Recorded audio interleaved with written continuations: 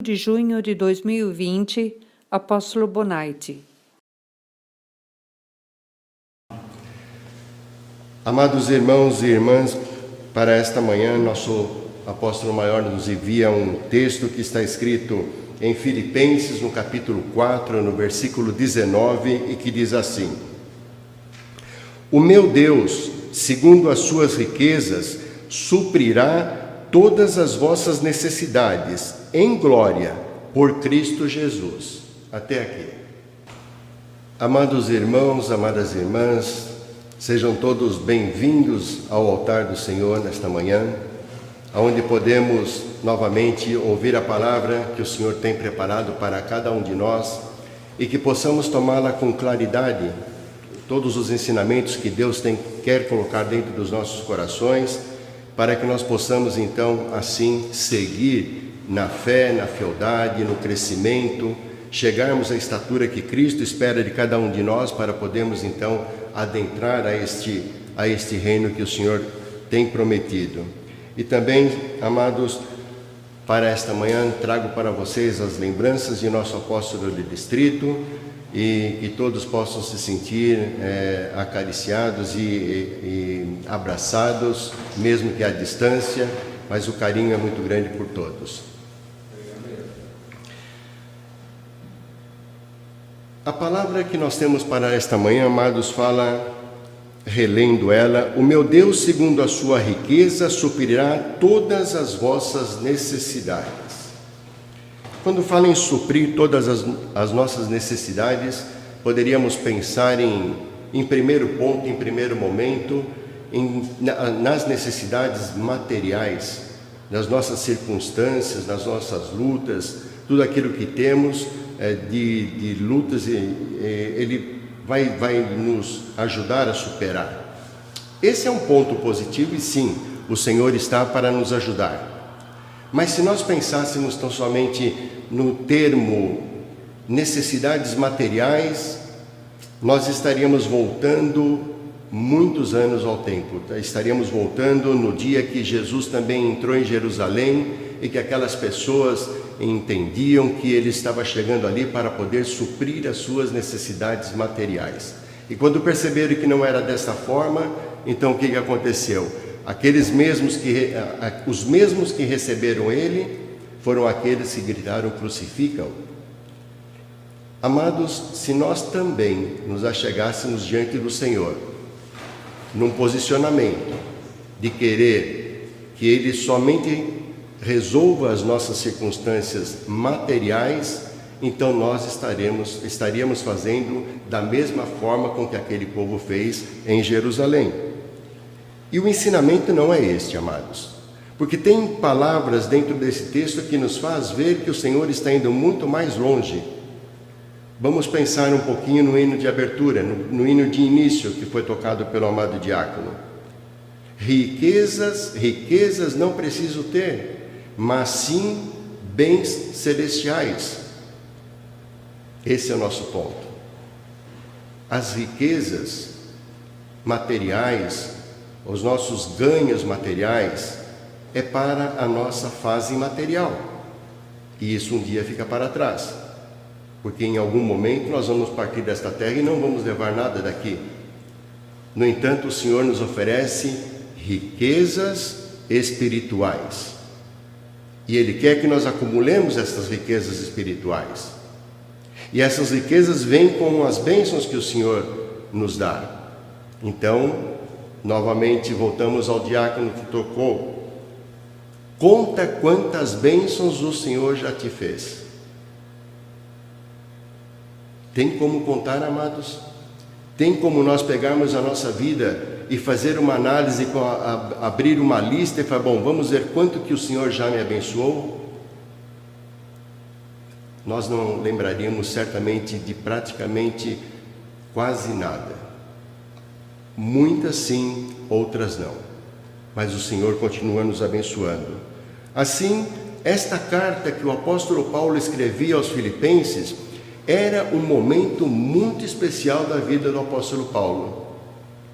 E por que era especial? Porque ele estava numa prisão. Ele estava preso. E ele escrevia essa carta agradecendo aos filipenses pelas orações, agradecendo aos filipenses por irem até a prisão para consolá-lo, agradecendo aos filipenses para que eles, pelas oferendas que faziam. Então ele era tudo gratidão. E ele estava preso.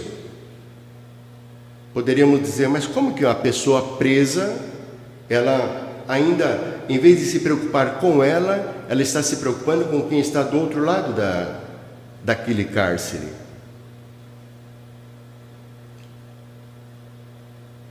Paulo foi um apóstolo muito especial.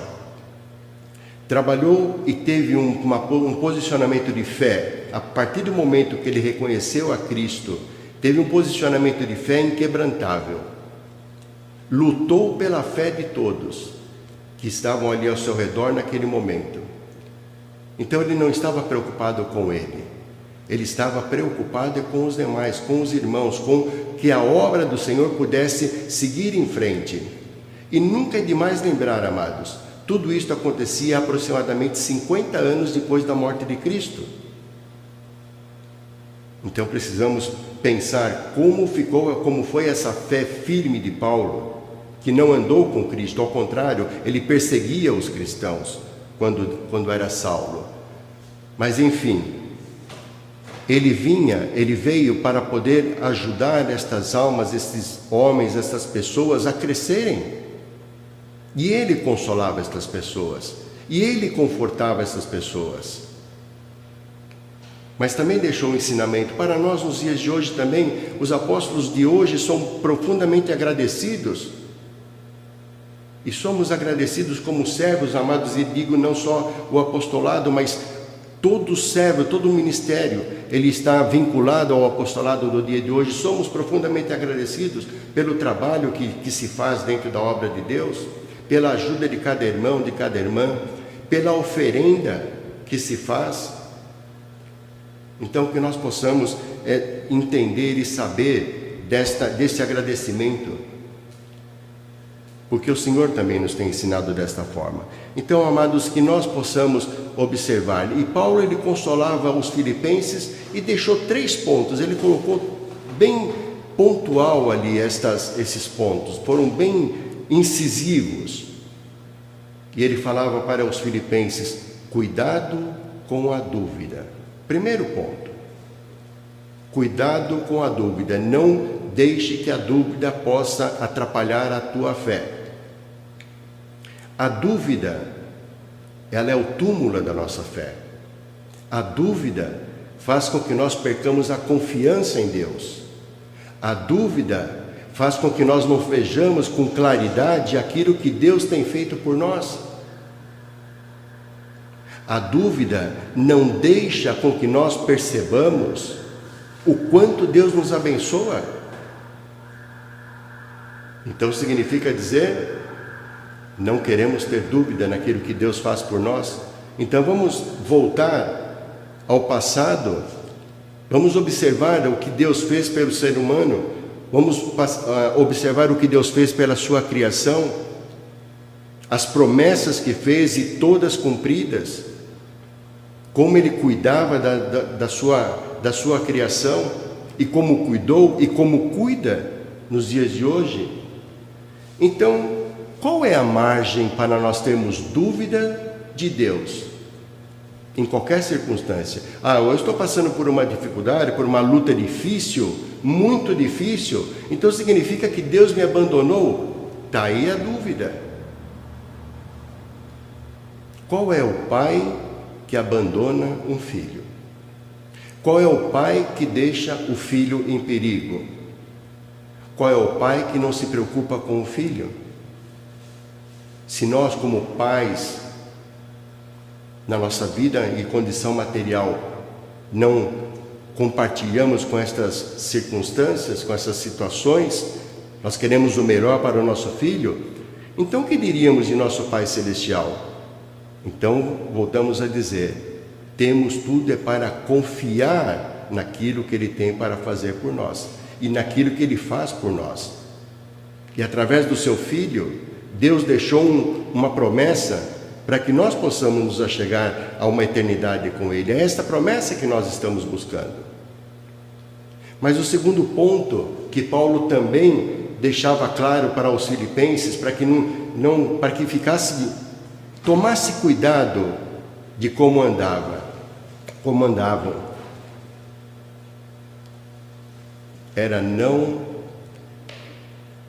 estar insuficientes, não estar insatisfeitos sobre aquilo que poderia vir, por aquilo que eles poderiam passar. Em Filipenses, no capítulo 2, versículo 14, nos fala assim: fazei todas as coisas sem murmuração nem contendas.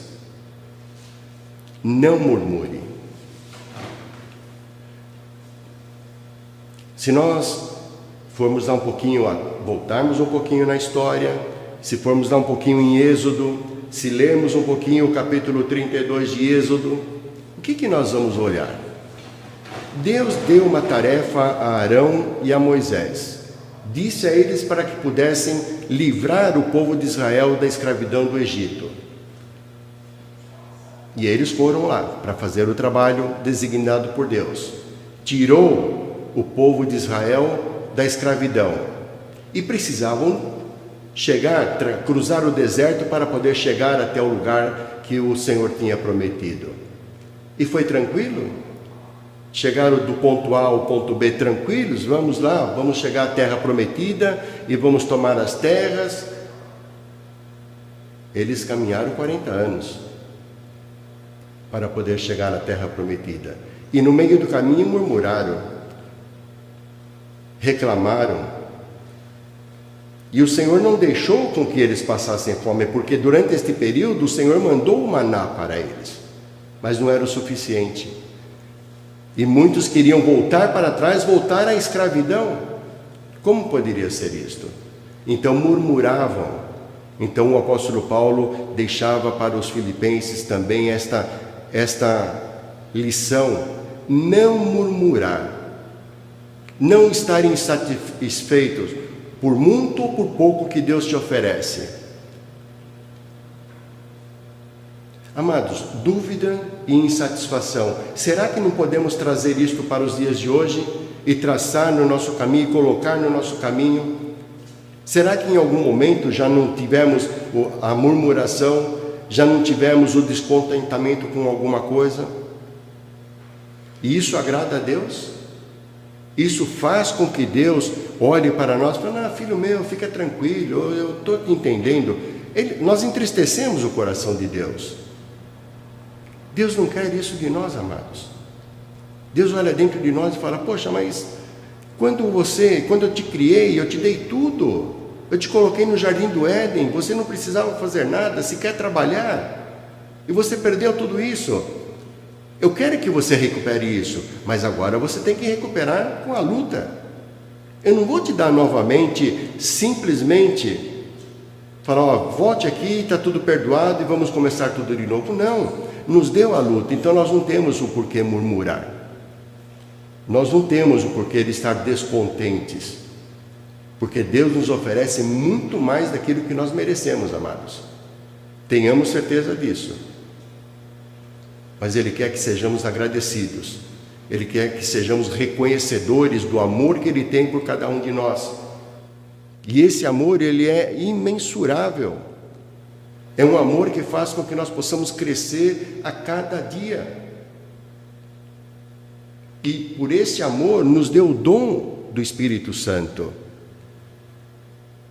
E dentro desse dom do Espírito Santo nos deu força, nos deu poder. Não o poder humano, o poder de mandar e desmandar, o poder de amar, o poder de ter a paciência, o poder de dar o suporte àqueles que estão próximos de nós, o poder de levar o Evangelho, de semear o Evangelho. Esse é o poder que Deus tem colocado para cada um de nós. É pouco? Certo que não, amados. Certo que não. O fato do Senhor ter feito uma eleição e um dia nos tem elegido como seus filhos, e tantos outros que também estão eleitos como seus filhos, só precisa nós levarmos a semente do Evangelho até eles, para que eles possam também vir e receber também esse Espírito Santo, esse dom do Espírito Santo, para que também possa fazer com que os frutos do Espírito Santo brote dentro desses corações. E nós conhecemos os frutos: o amor, a benignidade, a bondade, a mansidão, a temperança. É isto que Deus quer de nós, que nós espalhemos isto para o futuro, para aqueles que estão junto ou perto de nós ou próximo de nós. Então, que nós possamos observar esta insatisfação e não deixar com que ela tome conta do nosso coração. Mas também deixou um terceiro ponto. Ele falava da divisão entre o povo, da divisão entre as pessoas. Em tempos de crise, então aqueles, eu tenho a melhor solução para isto, o outro já tinha uma outra solução e acabavam não se entendendo.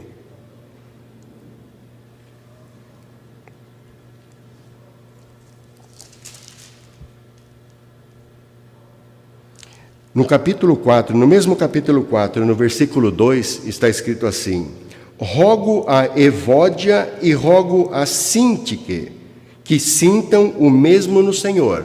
Eram duas mulheres que viviam em intrigas, divididas com as suas opiniões sobre aquilo que deveriam ou não fazer. Mas o versículo 1 nos diz uma coisa: portanto, meus amados e muito queridos irmãos, minha alegria e coroa, estais assim firmes no Senhor, amados. E aí então elas pedem para que estas também pudessem estar firmes no Senhor, uma única coisa com o Senhor. E para nós também nos dias de hoje. Então voltamos, passamos isto 2000 anos depois, o Senhor quer de nós também a unidade, um só com Cristo, a unidade com Cristo, uma comunhão ímpar, única, porque aí nós estaremos fortalecidos para podermos seguir em frente. Mas podemos dizer, temos muitas lutas, mas o Senhor te ampara. O Senhor te ampara. E você muitas vezes não percebe, eu muitas vezes não percebo o quanto o Senhor nos ampara. Vamos tomar um exemplo, amados. Para que nós possamos viver, uma das coisas principais, ou a principal, o que é? O ar. Então nós precisamos respirar. Então, o respirar, como é que ele é? Deixa eu ir até ali, respirar um pouquinho, voltar aqui e continuar o meu trabalho. É assim? Claro que não. O respirar é algo tão natural que nós não percebemos. Você percebe quando você respira? Eu posso dizer sinceridade, não percebo. Até diz que você quando vai fazer uma meditação, você tem que ouvir a tua respiração. Bem, mas o que o apóstolo quer dizer com isso? Nós temos uma expressão que vai de encontro com este amparo do Senhor. Nós temos uma expressão cotidiana, diária, constante que fazemos. E quase por qualquer coisa, simplesmente nós falamos, meu Deus, por isso, meu Deus, por aquilo, meu Deus. É quase que um respirar. E fazemos isso automaticamente. O que você acha que você está fazendo quando você usa essa expressão? Você está buscando o amparo de Deus. Ou talvez você, naquele momento, por alguma coisa que aconteceu, você está agradecendo. Meu Deus, se não fosse por ti, isso tinha tomado outro rumo. Então o Senhor nos ampara e nos coloca, para que nós possamos ser amparados, nos coloca servos, que talvez muitas vezes nós olhamos para os servos e nós pensamos que este servo ele é perfeito. Amados, vamos pensar. Perfeito, o único perfeito que passou por sobre a terra foi nosso Senhor Jesus Cristo. Então, o demais, todos nós já viemos com a mancha do pecado original. Então, a perfeição nem no nosso nascimento aconteceu. Para dizer o que, amados? Estes mesmos vasos, esses mesmos servos que são considerados como vasos de barro, são aqueles que nos consolam. E todos nós estamos em busca da mesma consolação, da mesma ajuda, das mesmas forças, porque todos nós temos os nossos pecados, temos os nossos delitos junto com Deus, diante de Deus. Mas Ele nos ama. Ele ama a ti, Ele ama a mim. E Ele quer olhar dentro do nosso coração e quer colocar a sua força, quer colocar o seu amor e quer que nós possamos divulgar este amor. Um outro ponto que o Senhor coloca para nós, amados, é sobre as oferendas. Precisamos sempre esclarecer a oferenda. A oferenda não é, nunca foi e nunca será uma negociação com Deus. A oferenda é o teu agradecimento a Deus por tudo aquilo que antes Ele te ofereceu. A ti, a mim, aos servos que estão aqui comigo, a você que está em casa. Amados irmãos, oferendamos a Deus por puro agradecimento. E quando falamos de oferenda, onde que nós vamos procurar o primeiro ponto? Em Gênesis, no capítulo 4, versículo 3 a 5, onde fala da oferenda de Abel e de Caim, por qual oferenda Deus olhou, por qual Ele não olhou, e dá a entender o porquê que não olhou. Então, o oferendar de coração, de gratidão, não de negociação.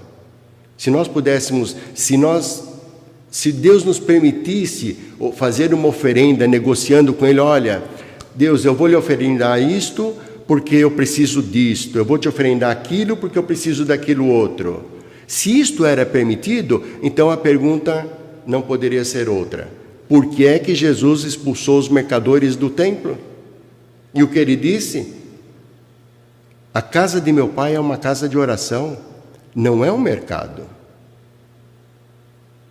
Então, as oferendas que fazemos na casa do Senhor, sejam elas monetárias, sejam elas por trabalho, seja qual for, é de agradecimento. E o Senhor olha por essas oferendas, quando as fazemos de coração, sem interesse, sem segundas intenções. Então, esta necessidade que fala o nosso texto, voltando a ler, o meu Deus, segundo as suas riquezas, suprirá todas as vossas necessidades, só que tem a palavra-chave, em glória, por Cristo Jesus. Claro, amados, na nossa vida natural, seremos abençoados nas nossas necessidades, nas nossas lutas. O Senhor, Ele vai sempre abençoar o nosso trabalho, vai suprir aquilo que precisamos, que necessitamos, mas não porque nós negociamos com Ele, porque nos ama, porque ama cada um dos seus filhos. E isso não quer dizer que, porque Ele está nos abençoando, está nos dando as condições, todos vamos ser milionários, todos vamos ter uma vida farta, não é esta a questão. Volto a dizer, a questão não é material.